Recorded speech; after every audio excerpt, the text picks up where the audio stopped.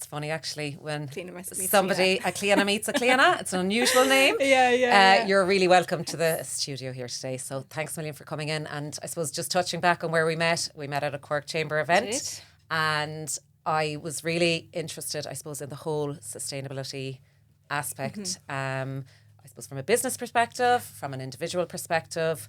But let's go back to your kind of career. You studied BIS and UCC. So I'll allow you to kind of introduce yourself for anybody that doesn't know you and talk and bring us back. Cliona O'Halloran. I'm from Cove, born and bred, still live there. We tend not to leave the island, you know. But so my background is IT. So I did BIS way back when, graduated in 2008, degree and master's BIS. And I mean, it was a great time because particularly in Cork, there's such a big tech focus. Went to Australia briefly, came back and started working for Apple and had a phenomenal career in Apple. Like a really great place to work, such a big employer in Ireland, really great to work for. Work really hard, but they treat their staff really well as well. So really great experience there. About 12, 13 years. But what were you doing in Apple? So I was doing project management. I was managing global projects, so process improvement projects and IT automation projects. Okay. Like really interesting stuff. A lot of it very fast paced, having like 3 months to get something new in place before the next iPhone comes out. So really exciting, really dynamic. And great fun, you know, a great place to learn your trade for sure. Well, I think working for any of the large corporates is a brilliant place to start a career because the training is fantastic. It's probably just trying to keep the pace. I think, you know, it can be very difficult and very challenging.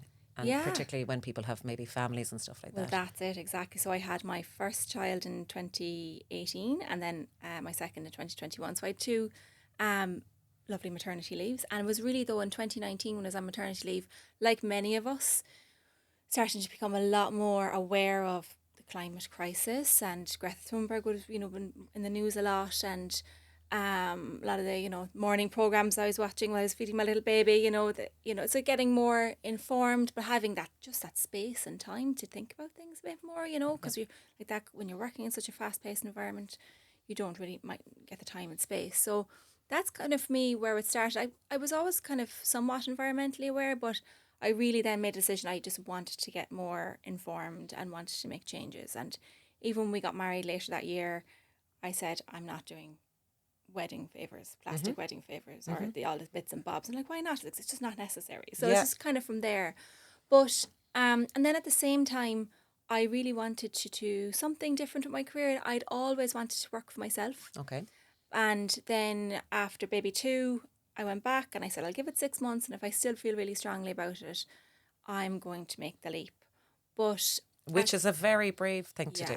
Very brave. Very lucky, though, to be fair. Like, I was in a position that I could do it, Husband has a well-paid job. I did really well in Apple. And I said, okay, I have this space here to do up to 2 year career break. I was just going to say, did you allow yourself a kind of a time frame? Yeah, I had to do a cut off. And I gave myself 1 year with a kind of a buffer of a second if needed, And then I was a course in UCC, so a part-time master's in sustainability and enterprise came up around the same time. Okay. And I started that, and within a couple of months doing that, I said, yeah, look, this is what I want to do. I can use my skills that I have to help businesses become more sustainable. And, there's plenty of opportunities, plenty of work in the space, and just so interesting. I eventually let me leave, and took some negotiations and a bit of they're trying to convince me to stay. But I said, look, I have to do this, and now is the time. It was kind of a now or never. I focused on the masters and getting, doing some business setup courses and things like that, just to get ready to set up my own and what business. did the masters focus on? I know you said sustainability and enterprise, so but what did it kind of very cover? much focusing on essentially the core knowledge of what sustainability is, where we're at in terms of our planet, around our climate or environmental crisis or biodiversity crisis. So the core and the basics, but then understanding that, deep connection of where business plays a role and how we need to be, moving towards sustainable business. We need to be working with the environment and society as a stakeholder in our business, and not working against it for the greater good, right? For the future of our business and the future of everyone. Can I ask, Lena, did you see a lot of that kind of stuff in Apple while you were there, or was it completely kind of That's a really good unknown at that question, stage? because I suppose when I had said I was leaving, they said, there could be an opportunity for you to do work here. So I spoke to their green team based in California. But at that point, they were so far ahead. They had already had really strong strategies. They're already making, and I had worked, to be fair, on a couple of small environmental projects, mostly on top of everything that, I was doing some side projects with them. But for me, it was like, you guys are so far ahead. You don't need me. I want to focus on those that are kind of starting from scratch, or maybe just a little bit, on in their journey. I think particularly for the big organisations now, kind of focus on sustainability. It's not so much of a nice to have, but almost it's like, mandatory that they have to have these kind of reporting requirements. Is, absolutely. And it's legislation behind that now as well. So we have like the Corporate Reporting Sustainability Directive. There's the EU directive, really focusing on those large companies. And what the goal of that directive is to elevate sustainability disclosures and reporting to the same level as financial reporting. Yeah. Wow. So, but what that's doing then, it's putting pressure on those in the supply chains of those large multinationals, because they want to not report, within the bricks and mortar four walls of that particular site, but they need to report their whole supply chain.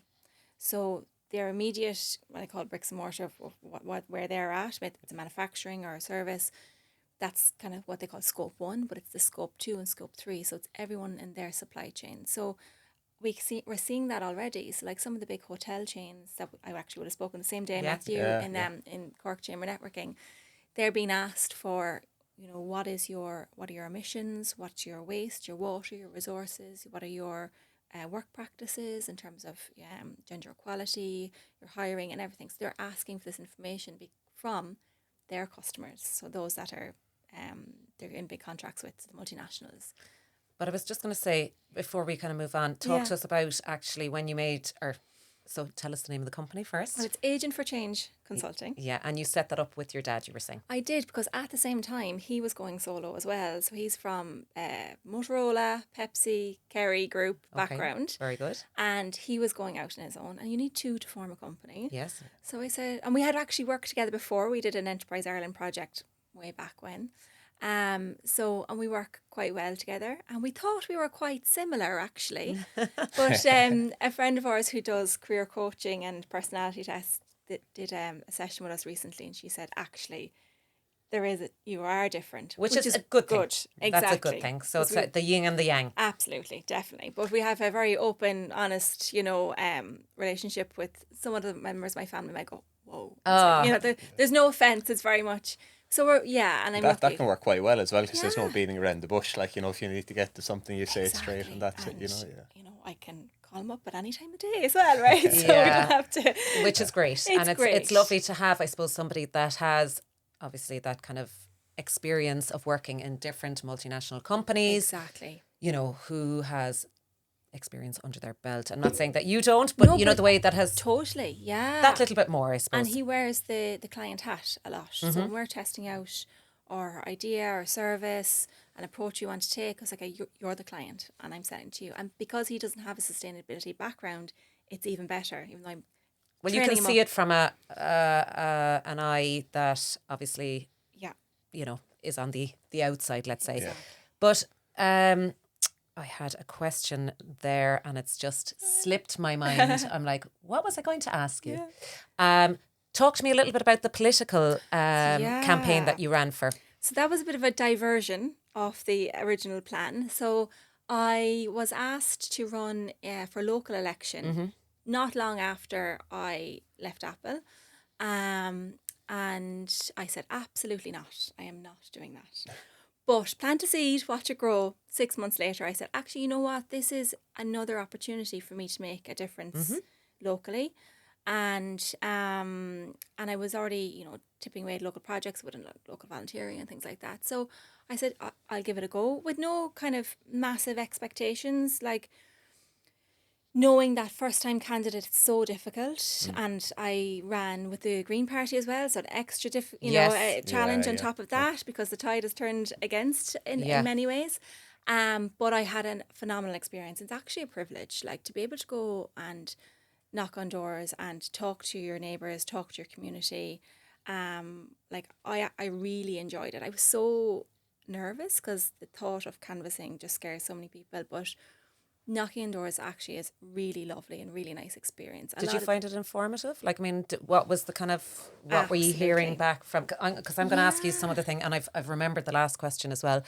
I worked in the pharmaceutical industry for a very long time, and BIK was obviously something that was charged on your car. If you had a company car, you paid BIK, same as it is now. But what would happen is, at the end of the year, you'd have reps driving up and down the country to try and like reduce, rack up the BIK so that they'd be paying less tax. And to this day, it's still kind of, it baffles me why maybe the government haven't looked at this as kind of a, okay, so the more miles you drive, the less tax you pay. Makes no sense. Makes no sense. No, you should be rewarding. Did you ever come across that in your... I actually didn't, but now I'm going to have to add that to the list. Yeah, that's another one. But sorry, I'm going to go back to the question that I forgot when I was asking you earlier. So do you deal with both individuals and businesses in terms of advising? At the moment, just businesses. Okay.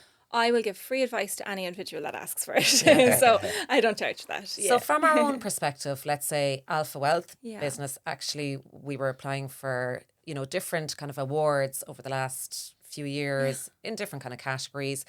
And I think it actually may have been Cork Chamber. Sustainability was a really big focus for them in terms of the questions that they were asking.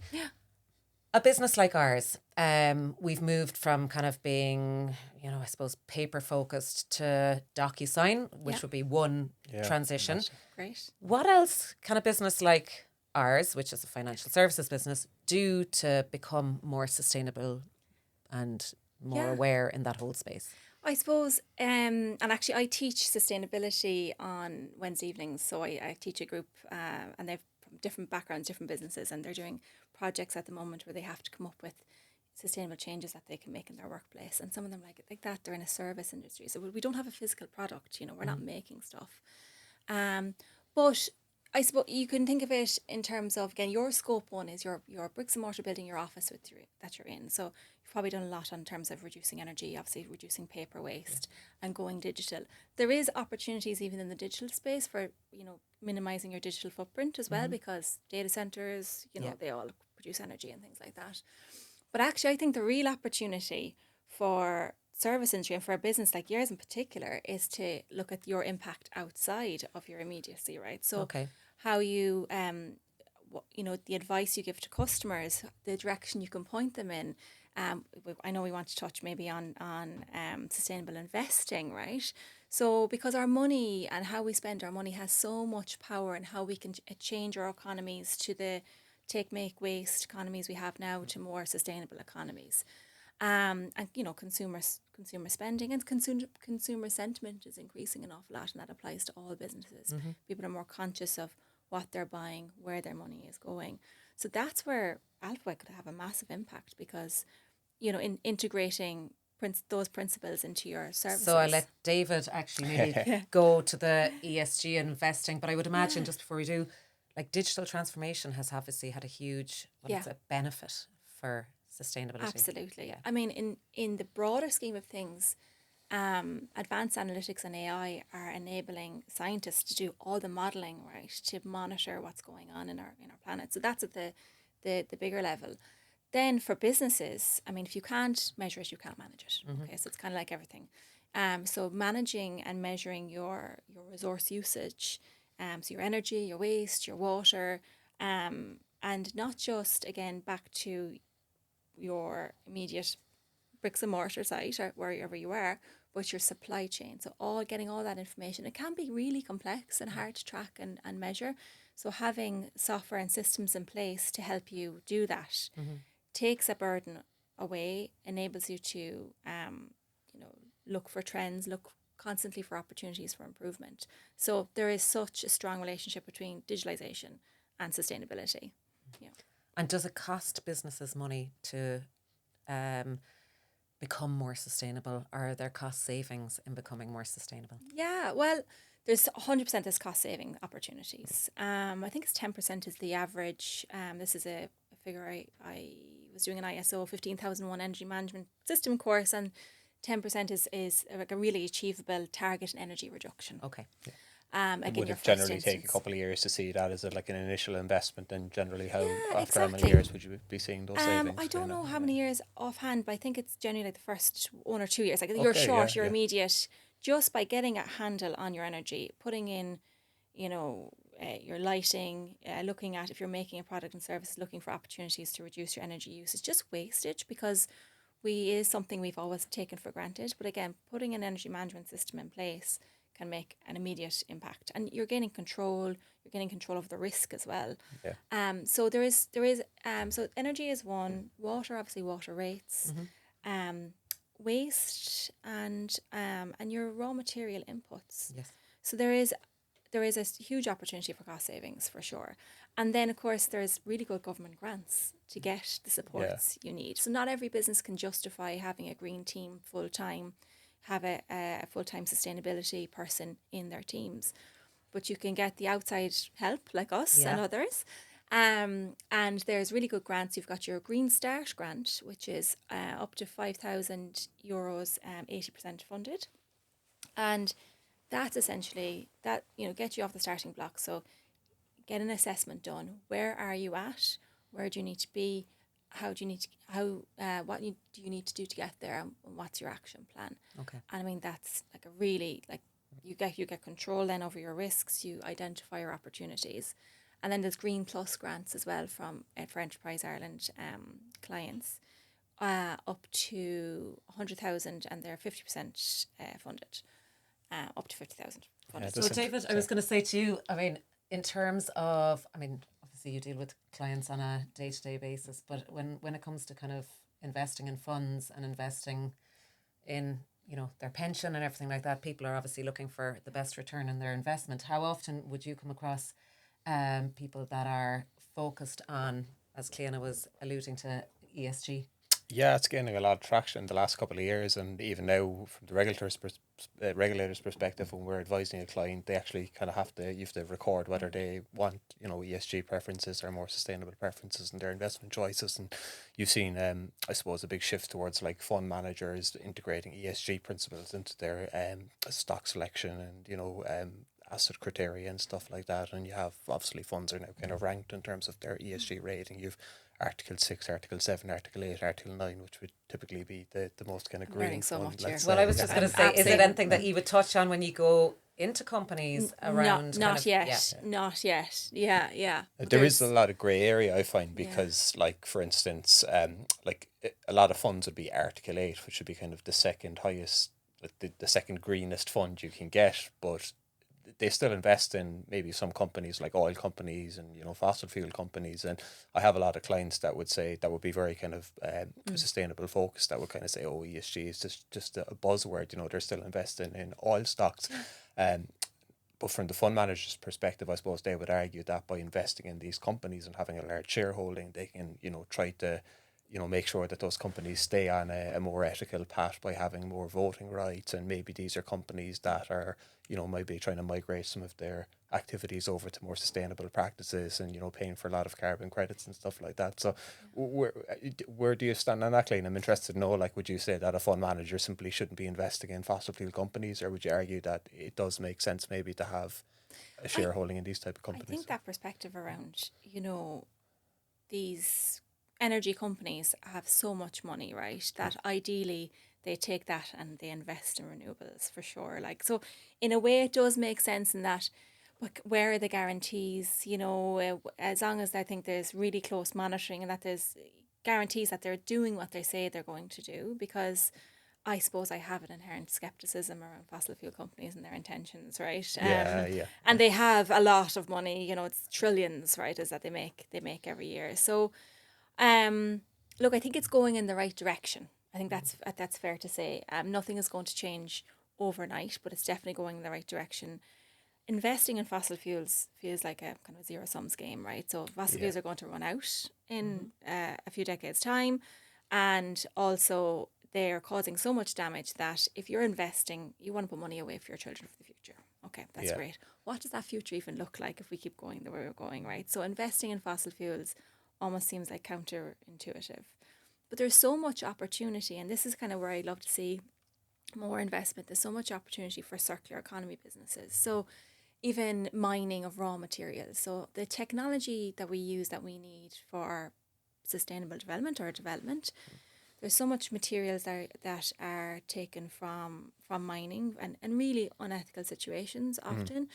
But then we have all these devices lying around in drawers, that there is an opportunity to what we call urban mining, to take those materials that already exist above the ground. But it's at the moment it's I guess it's cheaper just to get the virgin materials. Same with plastic. Plastic is a huge problem because it's not infinitely recyclable anyway. But more investment in circular technologies, circular businesses that essentially help us sustain, but it's innovation and it's essentially the future. But yeah, it's really tricky to get that. And what's your thoughts on the whole fashion industry, like fast fashion? I mean, because... How much time do you have? Yeah. Trends are changing so frequently. And obviously, I suppose certainly for younger people that are trying to stay on trend, whether it suits you or doesn't, that kind of fast fashion movement. And I think, look, we're living, we see it. I mean, you see it on social media where trends change so quickly. What would you say kind of on that whole... I just kind of question, what is a trend anymore? Yeah. You know what I mean? As in, it moves so fast. You're like, I think at one point there, skinny jeans went out of fashion for 5 minutes and came back in again. I was like, well, I wasn't getting rid of mine anyway. So, I think we need to maybe empower particularly young people to be more mindful about the problem. And actually younger people are even... They're really good at this, actually. Yeah. And I was just going to ask, do you do anything with schools? Because I think that's where it starts. I mean, it's, like, I don't remember the name or the word sustainable being used when we were in school. No.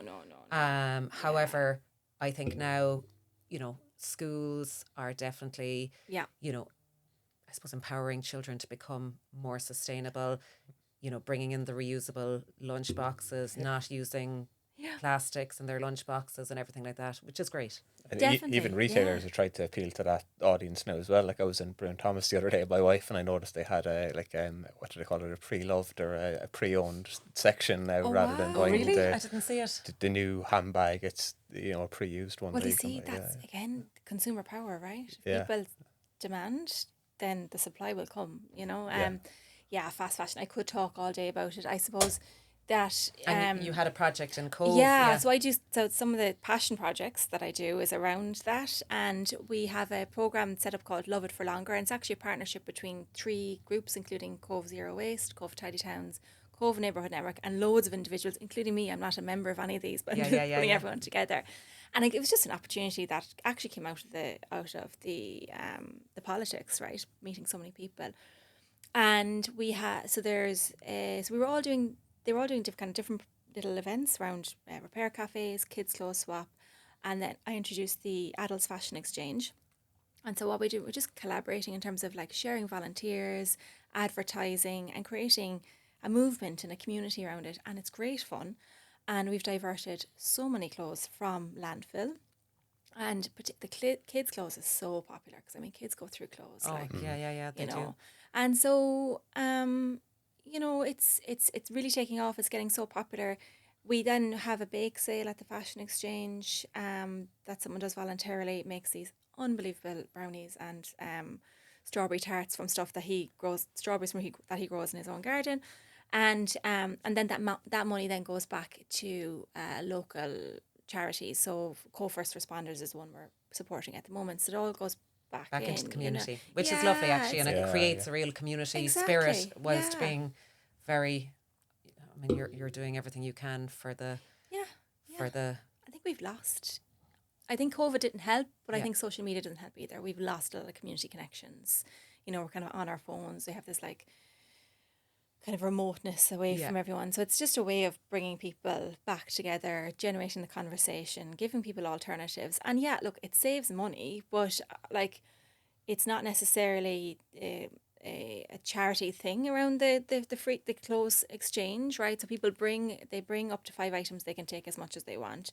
it's actually, there's people there who could well afford to go and do a big pennies run or whatever, or go to Brown Thomas and buy London. But it's about the principle of it, and it's empowering people as well, because a lot of people, and I would have noticed this when I was knocking on doors and talking about, you know, sustainability at a local level, they just want to feel empowered, you know. Absolutely. Yeah. And it's just giving people that option. Yeah. And I know you don't deal with individuals as such, but for anybody listening, what can we all do on a basic level in our own homes? Yeah. And is there anything that you can kind of talk to us about kind of the mortgage space, or David, maybe you can, in terms of the mortgage space? Yeah, I suppose there's things you can do for free, and there's things where you invest.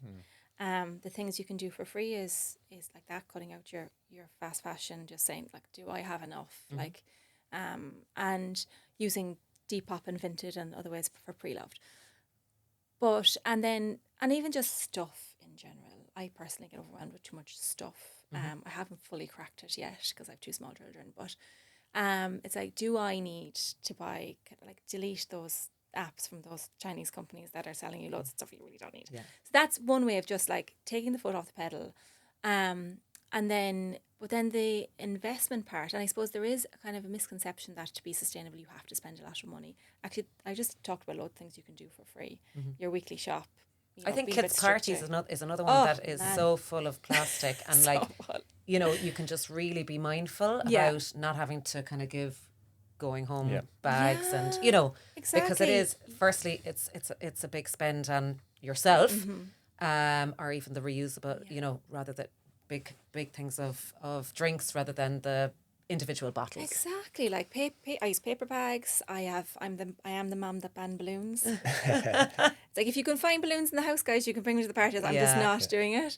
Even things like events, you spoke about your wedding earlier, Cliona, instead Yeah. of sending, you know, paper plastic cards to 200 people and putting paper plastic, you know, Digital, cards on send each a of text their message. seats. And Yes, You send a know. text They message. get We did thrown that away. actually. Yeah. Just text Yeah. messages, Cut down all the WhatsApp. faff. Yeah, exactly. You know, there's no need for. So there's so many, and I think once you start doing one or two things, you become more aware of other things. Like, Well, thank God for Canva. I mean, it's fabulous. You can become so creative online and just share, you know. so true. Yeah. Yeah, I'm obsessed with Canva.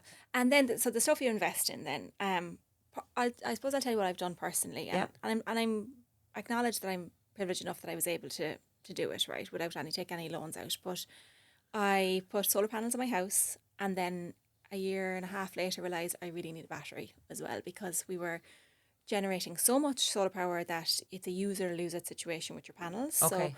you and I don't know if they were giving money for microgeneration at that point, but essentially, so panels on your house. And is there a grant for panels? There is a grant for panels now. It is decreasing, so which I think is a real shame. That's They mad, should be isn't it? increasing, not decreasing. Yeah, but the original negotiated plan when the solar panels came in, the original government plan was that they come in, the grant is higher, and it would go down with along with the cost, or the reduced cost in panels. And the wholesale cost is reducing in panels, but this, you know, I don't think the overall cost of panels, getting them done in your home, as significantly reduced. There's And does deals it to be depend done. on the positioning of your house? For sure, yeah. So I'm really lucky south facing, right? Okay. So you might need, depending on what the position of your house, you might need like 2 or 3 in the back and 2 or 3 in the front. Okay. You know. So I spent 5,000 on solar panels, and there was including a grant, then another 5 on a battery, and there wasn't a grant for that. And then and actually prior to that, which I'd really recommend, is insulating your house. So the cavity wall insulation pays for itself so quickly. It's 80% funded. So you might spend like a 3-bed semi-D. If you're spending more than €1,000, I'd be really surprised. Like, there's so much value. And straight away, you're reducing your energy uses in terms of your gas heating, which most people will have, or just heating in general. So I'd highly recommend that as your first step, not a massive investment, but you'll see the return. And then solar has been great, and we did some of the things. Our house is kind of old enough and needed a bit of work. We put in new windows and stuff. But essentially, what that got us from was a C3 rating up to a B2 rating. And then we were also lined up with coming out of a fixed mortgage, looking to move our mortgage, and we got a green mortgage, and we saved €175 a month by moving to a green mortgage. So let's just take that a step back. Yeah. So insulating the walls, Yeah. solar panels, batteries, we're upgrading the BR rating, Yeah, we're saving on our exactly. energy bills, and now we can avail of cheaper mortgage rates as well. Yeah. So you can see the return already. And credit unions, so if you don't have the savings or the money up front, credit unions are doing really good loans, right? And as credit David is going unions to be the are, one to talk on that. yeah, and a lot of financial institutions are. So there's I suppose you have to think about the longer term. So you're increasing the value of your house as well, or at least maintaining the value of the house. Yeah. Like all houses are expensive now, right? Due to supply issues. But and then for us, actually, the other benefit we had, because at a time there we were down to one income, our monthly bills were down as a result, right? That's what I was going to say, your energy bills. Exactly. Are, And when there was a real price shock in 2023, I think it was, we were insulated from that because, well, the government credits helped, but also because, the majority, or at least 6 months of the year, the majority of our energy was coming from solar. And you have to get a bit smart about it, about turning on the washing machine at a certain point. Yes. And, we do have an electric car, and I plug it in. Sun's shining today. Like if I'm at home all day, plug it in, set it that it's only getting the energy from the sun, tips away. So there's small little habits, and like any habit takes a few weeks to adjust, that you can do just to really, and it's great fun. And anyone I know who gets solar and they have the app and they're watching the numbers go up in terms of your generation and what you're sending back to the grid, and that's another source of income, is the microgeneration back in your bills. So it all adds up, and I've done the maths recently, and next year we will be our solar and our battery will have paid for itself. So 5 years. Wow. Yeah. That's fantastic. So much more accessible and viable. Like I remember years and years ago, probably over 10 years ago, when there wasn't the grants and things were a bit more expensive to get the panels. Like my dad was saying, we have to invest 25 grand, and after 8 or 9 years it might pay for itself. Whereas now it's probably within 1, 2, 3 I years. definitely think we need to be thinking about our planet. It was funny yesterday, a gardener over, and he was saying that he can see the impact, I suppose, that climate change is having on the plants. Biodiversity, yeah. And he just said, where I would normally be cutting 4 times a year, I'm now really down to 2. Yeah. And actually it is worrying to think about what will happen for the next generation and beyond. What are the plans for Agent for Change going forward? Well, we are working, and I can't reveal all the details yet, but we're working with another really great organisation who've been in this space for a while, who have an amazing software product, and we're working on something that's really going to help small to medium and medium to large companies, and we're really excited about it because we have very similar ethos and values about having as much impact as possible. It's going to be just a really good enabler, again, back to your digitalisation, to be able to go in, do assessments really efficiently, get businesses to understand where they're at, and get them going, right? Because again, becoming sustainable, it doesn't happen overnight. It's a mindset change, as you were saying as well. And any habit takes time to adapt. Exactly. For anybody that is interested in engaging with you and exploring how they can become more sustainable, how do they get in touch with you? So Cliona O'Halloran at agentforchange.ie. Just Google me. My number is everywhere because I've used the same number for everything. So okay, brilliant. You'll find me there, and our website's under construction at the moment. So fantastic. Well, thank you so much, Cliona, for your time and talking us through all those fantastic tips today. Thank you. Thanks so much for having me. Thank you, Cliona. I'm going to go home now and look up the solar panels.